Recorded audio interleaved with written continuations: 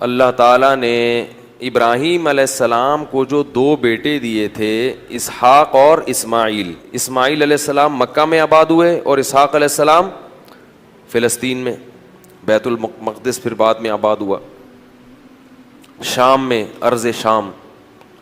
تو آگے پھر اسحاق علیہ السلام کی اولاد میں پیغمبر پیدا ہوئے ہیں، یعقوب علیہ السلام جن کا نام تھا اسرائیل لقب. پھر ان کے بیٹے تھے یوسف علیہ السلام جو مصر میں تھے، واقعہ بتائیں، مصر چلے گئے تھے، بادشاہ بن گئے تھے. پھر آگے مصر میں ہوتے ہوتے ہوتے ہوتے بنی اسرائیل پر فرعون غالب آ گیا. مصر کے بادشاہ کو فرعون کہا جاتا تھا، جو بھی ہوتا تھا بادشاہ، اس لیے بہت سارے فرعون گزرے ہیں. لیکن قرآن نے جس کا واقعہ بیان کیا یہ وہ فرعون تھا جو بنی اسرائیل کو جس نے غلام بنا لیا تھا اور بہت طاقتور بادشاہ تھا. یہ چونکہ یہ واقعہ جب تک پیغمبروں کا پورا سلسلہ معلوم نہیں ہوگا نا تو بات سمجھ میں نہیں آئے گی. تو بنی اسرائیل کو پھر فرعون سے نجات ملی، صحیح ہے. پھر اللہ نے بنی اسرائیل سے کہا کہ اللہ نے فرعون کو تو خرد غرق کر دیا، اب تمہارے پاس ایک حکومت آئی ہے، ریاست آئی ہے، اللہ کی کتاب بھی آ گئی، اب تم جہاد کرو، اب تم اپنے پرانے وطن جاؤ. وہاں قوم عمالقہ کا قبضہ ہو گیا ہے، جہاں سے یعقوب علیہ السلام کو نکالا گیا تھا نا، بیت المقدس. ادخلوا الارض المقدسۃ التی کتب اللہ لکم، ارض مقدس جیسے اللہ نے مسلمانوں کا مرکز مکہ کو بنایا، ایسے اللہ نے بنی اسرائیل کا مرکز بیت المقدس کو بنایا تھا کہ پیغمبروں کا جائے وطن بیت المقدس ہے، مصر نہیں ہے. یہاں تو کسی ایک وجہ سے آ گئے تھے، اب اس علاقے پہ قبضہ کرو اور بیت المقدس کو آزاد کراؤ، وہاں تمہاری خلافت قائم ہوگی، پھر وہاں سے پوری دنیا میں جہاد ہوگا، کیونکہ دین برحق اس وقت وہی تھا. اس لیے بیت المقدس کی بڑی فضیلت ہے، ہزاروں پیغمبر دفن ہیں وہاں پہ. جتنے قرآن میں واقعات بیان ہوئے ہیں نا، 99% واقعات وہیں ہوئے ہیں شام میں. حضرت مریم کا بچے کی ولادت، عیسیٰ علیہ السلام کی تقریر، پھر موسیٰ علیہ السلام، زکریا علیہ السلام کا محراب میں کھڑے ہو کر اللہ سے اولاد کی دعائیں مانگنا، یہ سارے ادھر ہی ہوئے ہیں واقعات. یہ تاریخی واقعات ہیں. جو لوگ جاتے ہیں، اب تو بیت المقدس جا نہیں سکتے، بڑی زبردست جگہ ہے، اگر اللہ کسی کو توفیق دے تو وہ جائے ضرور، ان جگہوں کی زیارتیں کرے. تو وہاں پر کیا ہوا کہ بنی اسرائیل کو کہا گیا اب کچھ ہمت خود کرو اور ارض مقدس پہ قبضہ کرو. تو وہ کہنے لگے، وہ وہاں قوم تھی بڑی طاقتور، تو بنی اسرائیل نے کہا کہ بہت طاقتور لوگ ہیں، پہلے اپنے کسی بندے کو بھیجا، جا کے دیکھ کر آؤ، اگر کمزور سے ہے نا کانگڑی پہلوان تو پھر تو جا کے لڑیں گے، اگر پاورفل ہیں تو ہم نہیں لڑ رہے بھائی. حالانکہ پیغمبر جب جہاد کا حکم دے دیں تو پھر وہ جہاد فرض ہو جاتا ہے. تو مشہور واقعہ ہے، بنی اسرائیل نے کہا اذهب انت وربك فقاتلا انا هاهنا قاعدون، اے موسیٰ تو جا اور تیرا رب جا، دونوں جا کے لڑو، ہم یہیں بیٹھ کے پروگرام دیکھ رہے ہیں. قال رجلان من الذين يخافون، اللہ فرماتے ہیں ان میں دو فرد جو اللہ سے ڈرتے تھے، انعم اللہ علیہما، اور اللہ نے ان پر انعام بھی کیا تھا، وہ کہنے لگے کہ چلے جاؤ، فَإِذَا دَخَلْتُمُوهُ فَإِنَّكُمْ غَالِبُونَ، جب موسیٰ کلیم اللہ کہہ رہے ہیں تو اللہ یقیناً مدد کرے گا، جاؤ ہمت کرو، اللہ غلبہ دے گا. وہ لیکن کہنے لگے نہیں بھائی ہمارے لیے بڑا مسئلہ ہے یار. موسیٰ علیہ السلام کو غضب آیا اور انہوں نے اس مرتبہ دعا مانگی، اے اللہ میں اپنے اور اپنے بھائی کا تو مالک ہوں، ہارون کا، تو ہمیں کوئی حکم دے، ہم نہ کریں تو ہم سے پوچھ، یہ قوم میری سمجھ سے بالاتر، اتنے تیرے انعامات ہوئے، سب کچھ ہو گیا، لاٹھیوں کو سانپ بنتے ہوئے دیکھا، سمندر کے ٹکڑے ہوتے ہوئے دیکھا، فرعونیوں پر مینڈکوں کا، جوؤں کا، آگ کا عذاب اور خون کا عذاب، ہر طرح کے عذاب دیکھے. اس کے بعد بھی اب یہ قوم ہمت خود کچھ کرنے کے لیے تیار نہیں ہے. سارے کام کون کرے گا؟ اللہ ہی کرے بس آسمان سے. کم ہمت. تو ففرق بینی و بین القوم الفاسقین، میرے اور اس فاسق قوم کے درمیان اب جدائی ڈال دے، میں نہیں رہ سکتا ان کے ساتھ. بہرحال کچھ عرصہ موسیٰ علیہ الصلوۃ والسلام رہے وادی تیہ میں اس قوم کے ساتھ. اللہ نے کہا کہ اب یہ 40 سال تک یہ علاقہ فتح نہیں ہوگا، 40 سال تک نہیں، یہ میدان میں گھومتے رہیں گے بس. تو وہیں موسیٰ علیہ السلام کا پھر انتقال ہو گیا اور آپ دنیا سے چلے گئے. پھر موسیٰ علیہ السلام کے بعد پھر دوسرے پیغمبر آئے اور ان پیغمبر نے بنی اسرائیل کو پھر حکم دیا. بنی اسرائیل خود کہنے لگے کہ ہمیں آپ جہاد کا حکم کیوں نہیں دیتے ہیں بھائی, ہم بھی کچھ علاقہ فتح کریں ٹھیک ہے, اور ہمیں ہمارے گھروں سے نکالا گیا اور ظلم کیا گیا. الم تر الی الملأ من بنی اسرائیل من بعد موسیٰ, اللہ فرماتے ہیں موسیٰ کے بعد بنی اسرائیل کی ایک جماعت تھی, کیا تم نے ان کو دیکھا؟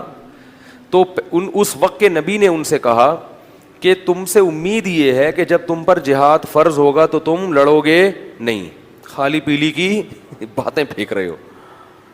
بہت سے لوگ باتوں میں بڑے فنٹر ہوتے ہیں نا, جب کام آئے تو, اس لیے اللہ سے عافیت ہی مانگنی چاہیے بھائی.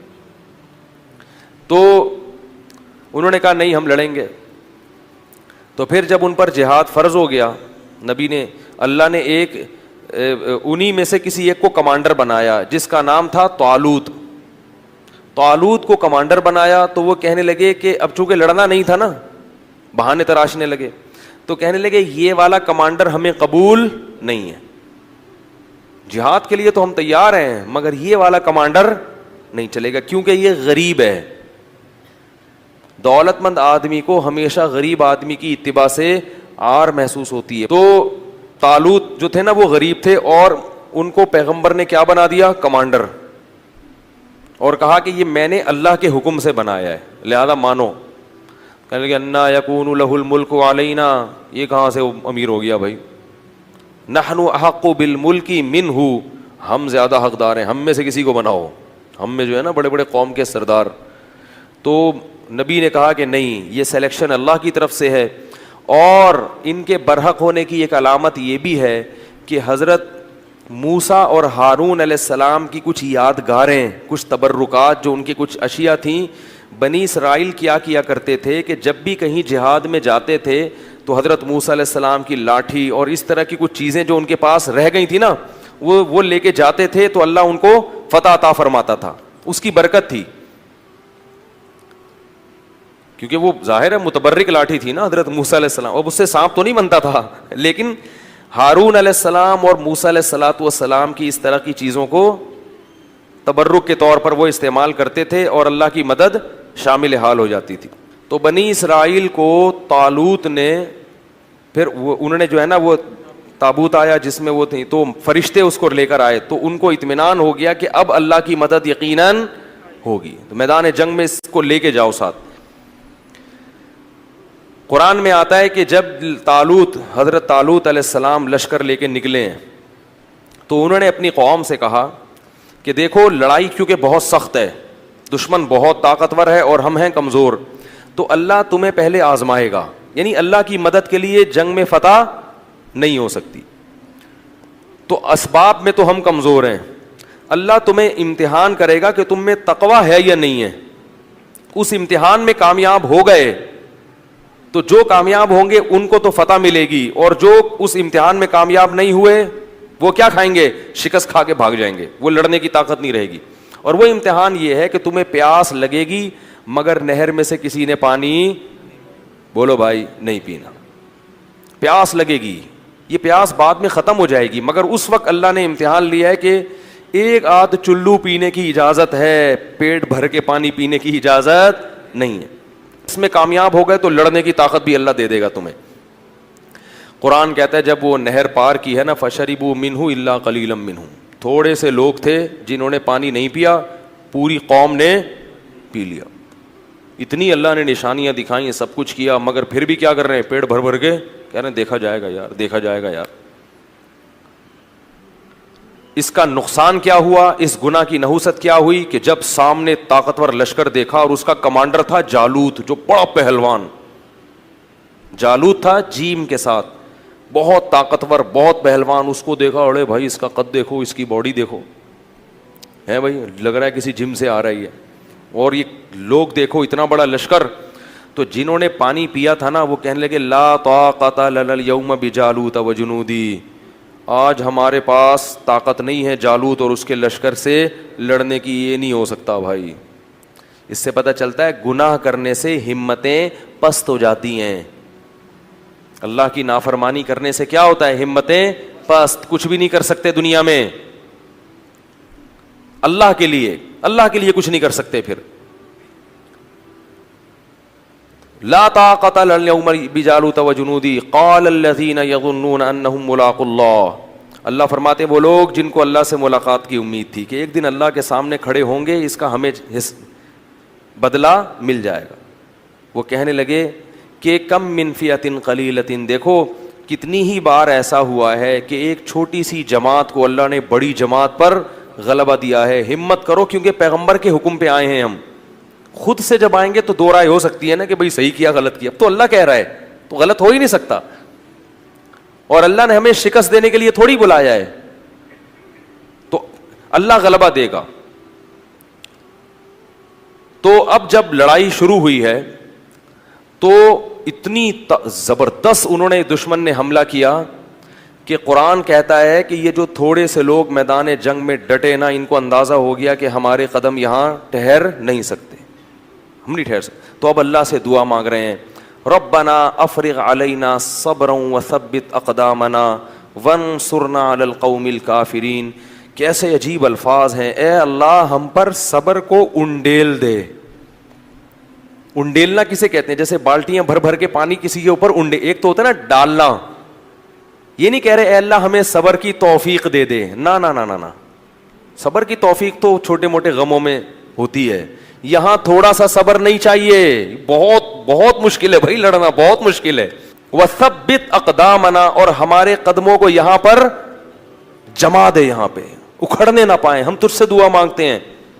وانصرنا علی القوم الکافرین، اور ان کافروں پر ہمیں ہماری مدد کر. کیسا منظر ہوگا، اور اللہ کو اس طرح سے لڑنے والوں پر کتنا پیار آتا ہوگا. اس لیے یاد رکھو جہاد کی بہت بڑی فضیلت ہے اسلام میں.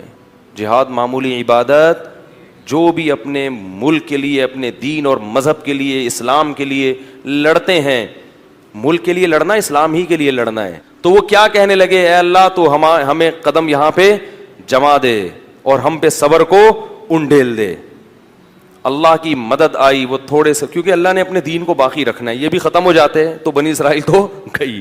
ایک قوم کو اللہ نے ہدایت دی تھی، وہ بھی ختم، تو پوری دنیا تو گمراہ تھی.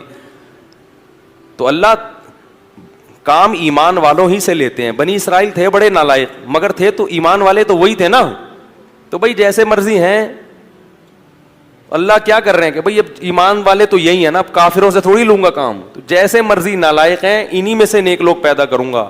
تو اللہ نے کیا کیا، اللہ فرماتے ہیں فَهَزَمُوهُمْ بِإِذْنِ اللَّهِ، اللہ کے حکم سے ان تھوڑے سے لوگوں نے ان طاقتور لوگوں کو شکست دے دی. جب شکست دی ہے تو انہی بنی اسرائیل میں ایک شخص تھے جن کا نام تھا داؤد، جو کمانڈر نہیں تھے اور نہ نبی تھے، ایک امتی کی حیثیت سے وہ میدان جنگ میں لڑ رہے تھے. وہ بھی ان تھوڑے سے لوگوں میں تھے. نہ صرف یہ کہ ان تھوڑے سے لوگوں میں، بلکہ ان تھوڑوں میں بھی جو انتہائی درجے کی بہادری دکھانے والے تھے ان میں سے تھے. انہوں نے ہدف بنایا تھا جالوت کو، جو سب سے زیادہ طاقتور تھا. یہ بڑی بات ہوتی ہے نا. دیکھو اس زمانے کے دیندار لوگ کیسے ہوتے تھے یار. آج چھپکلی سے ڈرتے ہیں دیندار لوگ. آج دیندار آدمی کو چلانے کے لیے یہاں سے وہاں تک بولو نا انڈا موڑ چلے جاؤ تو اس کا سانس پھولتا ہے. کہتے ہیں ایکچولی میں اتنا نیک آدمی ہوں کہ میں تیز چل نہیں سکتا. داؤد علیہ السلام تو بڑے پیغمبر تھے اس وقت، نہیں پہلے تو عام امتیوں کی طرح تھے. تو قرآن کہتا ہے داؤد علیہ السلام نے داؤد نے کس کو ہدف بنایا؟ جالوت کو. اتنی سخت لڑائی ہے اور میں کس کو ہدف بناتا ہوں؟ جالوت کو. ان کو قتل کروں گا. وقتل داؤد جالوت، اور داؤد علیہ السلام جالوت کو قتل کرنے میں کامیاب ہو گئے. لہذا فتح میں، جیسے کھلاڑیوں میں کھیل جب ہوتا ہے نا تو ایک مین آف دی میچ ہوتا ہے کہ بھئی یہ ہے جس نے جتوایا ہے میچ. تو وہ جنگ جتوانے میں سب سے بڑا کردار کس کا تھا؟ داؤد کا. اللہ فرماتے ہیں آتاہ اللہ الحکمہ، اللہ نے آپ کو نبوت عطا کر دی. کیا عطا کر دی؟ نبوت. اور اس کے بعد سے کمانڈ کس کے پاس آ گئی؟ کیونکہ لڑنے کے لیے، کمانڈ کے لیے صرف نیک ہونا کافی نہیں ہے. جنگ کا تجربہ ہونا, بہادری ہونا, یہ بھی بہت زیادہ ضروری ہے. لوگ کیا کہتے ہیں کہ کمانڈر بناؤ صرف نیک آدمی, نیک ہونا کافی نہیں ہے. ہمیشہ ایسے کو کام اس کے ذمے سونپا جاتا ہے جو اس کام کا اہل بھی ہوتا ہے. تو اللہ تعالیٰ فرماتے ہیں ان کو کمانڈر بنا دیا گیا, اور اللہ نے ان کو کیا عطا کر دی؟ حکومت اور نبوت. نبی بھی بن گئے اور کمانڈر بھی بن گئے. اب بیت المقدس پہ قبضہ ہو گیا, اور داؤد علیہ السلام کی بنی اسرائیل کے ذریعے فلسطین میں کیا قائم ہو گئی؟ خلافت, بنی اسرائیل کی خلافت.